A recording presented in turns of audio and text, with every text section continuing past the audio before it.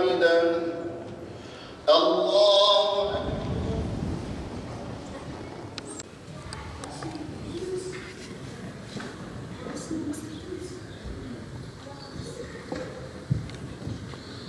السلام عليكم ورحمة الله السلام عليكم ورحمة الله فيها حمل من مسد الله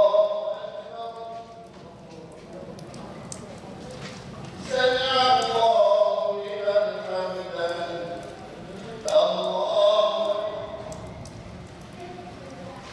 Keşke yani bütün sene böyle olmuş olsaydı, yani bütün duyarlılık, yani bu oruçta olan duyarlılık, o hissiyat, yani topluma karşı olan o duyarlılık keşke bütün sene olsaydı.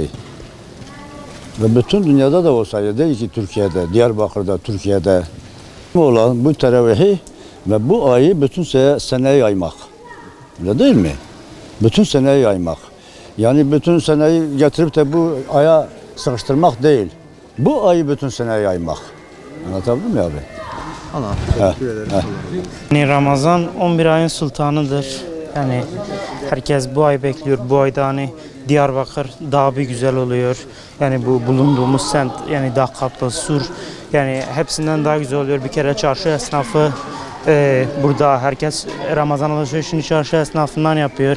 Yani diğer 11 aya göre daha şen. Yine İslam'da önemli bir ayımız. Yani insan ister ki 12 ayda böyle olsun. Yani Ulu Cami asırlardır yani insanlara, Müslümanlara hizmet eden bir cami. İslam dünyasının 5. haremi şerifi. Burada namaz kılmak tabii ki yani bizim için büyük bir şans, Diyarbakırlılar için. Müslümanların günü bugün. Bugün herkes teravihe gelmeli. Sinirler namaz kılsınlar, sevap kazanırlar.